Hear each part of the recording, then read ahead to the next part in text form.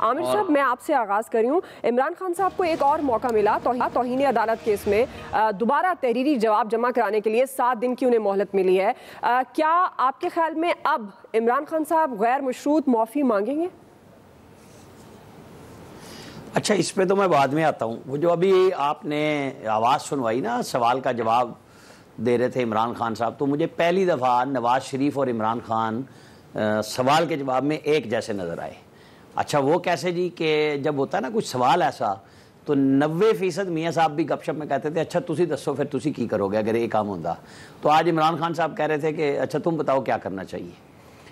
تو یہ ویسے میں نے ایک بات کی کہ جب ٹالنا ہو، بات کرنی ہو تو اس طرح ہو جاتا ہے. اب آپ کہہ رہی ہیں پیش ہوا اور ایک اور موقع ملا. مجھے نہیں سمجھ آئی موقع کس نے کس کو دیا ہے. کلائنٹ نے جو ملزم کے طور پہ پیش تھا اور ان کے وکیل نے تو کوئی موقع نہیں مانگا. انہوں نے تو نہیں ریکویسٹ کی کہ جی ہم ایک اور موقع دیں، ہم جواب بدل دیتے ہیں. یہ کیوں ہوا؟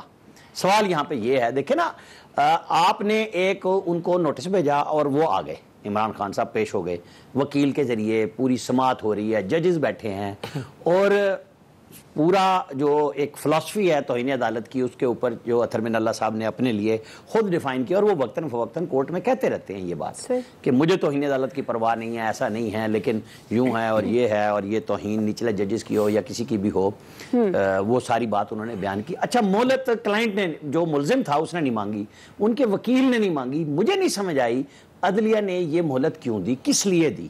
کیونکہ یا تو وہ یہ کہتے جو ٹھیک ہے، جج صاحبان نے کہا اور ان کا فرمایا ہوا بالکل ٹھیک ہے، محترم ہے، معزز ہیں، وہ لا سمجھتے ہیں، وہ بات کرتے ہیں، انہوں نے کہا جی یہ نہیں ہونا چاہیے تھا، ہمیں سمجھ نہیں آئی، آپ سے توقع نہیں تھی، آپ کی بڑی فالوئنگ ہے اور آپ کو اس طرح کا جواب نہیں دینا چاہیے تھا، یہاں تک سب کچھ ٹھیک ہے. تو پھر جواب مانگ لیتے.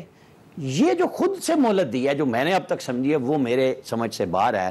جو آپ کہہ رہی ہیں ایک اور موقع ملا، وہ موقع تو انہوں نے مانگا ہی نہیں تھا. وہ تو عدالت کی طرف سے ان کو 6-7 دن کی مہلت دی گئی. اچھا جی، اب غیر مشروط معافی میں آپ کہہ رہی ہیں مانگیں گے. اب جب ہم دیکھتے ہیں نہال ہاشمی کا کیس، جب وہ سپریم کورٹ میں توہین عدالت کیس میں انہیں طلب کیا گیا، آج میں عقیل افضل سے پوچھ رہا تھا تو اس نے مجھے یاد دلایا کہ جی جب نہال ہاشمی جو سینیٹر بھی تھے اور سپریم کورٹ مطلب سینئر وکیل بھی تھے اس وقت، تو انہوں نے غیر مشروط معافی مانگی اور خود کو عدالت کے رحم و کرم پہ چھوڑ دیا. تو جسٹس آصف سعید کھوسہ نے کہا اچھا بھائی آپ نے تو جرم مان لیا تو آپ کو تو سزا ہوگی. ان کو 1 مہینے کی قید بھی ہوئی، ان کا لائسنس بھی گیا، وہ سینیٹرشپ سے بھی گئے. اچھا اب یہ جو آج سپریم ہائی کورٹ کے اندر ایک جج صاحب نے کہا کہ ہمیں تو توقع تھی کہ آپ کا جواب ایسا آئے گا کہ یہ آج نمٹ جائے گا، یعنی پھر آپ کو نوٹس دینے کی ضرورت ہی نہیں تھی. اگر ایسا جواب آپ چاہ رہے تھے تو پھر سوال جواب تو ہونے چاہیے تھے، وہ تو ہوئے نہیں. وہ تو آپ ہی نے خود ہی سوال نامہ بھیجا، جواب بھی آپ نے دیے، اس سے تو پوچھا ہی نہیں گیا کہ بھائی یہ کیوں کیا آپ نے. ان کا وکیل بولتا، جن کو ذاتی حیثیت میں عمران خان صاحب کو بلایا تھا ان کو بلایا جاتا، پوچھا جاتا. اب آپ خود ہی سوال دے رہے ہیں، خود ہی جواب دے رہے ہیں، تو سوال تو اٹھے گا کہ حضور انور ان سے تو پوچھتے. وہ تو کہہ رہے ہیں میں تو ایگزیکٹو مجسٹریٹ سمجھا تھا، ان کا ایک جواب ہے، اس کے اوپر آپ کوئی بیان لیتے. آپ توقعات کا اظہار کر رہے ہیں، پھر آپ نے بلایا کیوں؟ نہیں بلانا چاہیے تھا، خام خواہ اتنی بڑی سیکیورٹی لگی، سب کچھ لگا. پھر اگر نمٹانا تھا، میں نہیں کہہ رہا آپ ان کو سزا دیں، لیکن یہ بھی کسی نے نہیں کہا تھا، سو موٹو بھی آپ نے خود لیا، آپ کے ججوں نے لیا، اور ان ججوں پہ انہوں نے عدم اعتماد کا اس طریقے سے اظہار کیا کہ جناب جن لوگوں نے یہ بیٹھ کے کیا انہیں تو اس بینچ پہ نہیں بیٹھنا چاہیے. ٹھیک.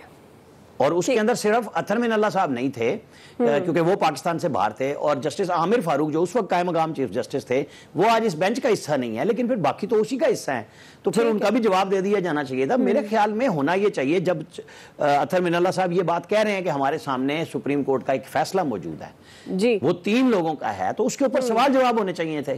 جب وہ بھی سامنے فیصلہ بھی رکھ دیا اور ساتھ توقعات کا بھی اظہار کر دیا، مجھے تو نہیں سمجھ آئی، لیکن ظاہر ہے اب یہ 8 تاریخ کو گتھی سلجھے گی کہ کیا سوال ہے اور کیا جواب ہے. صحیح جی.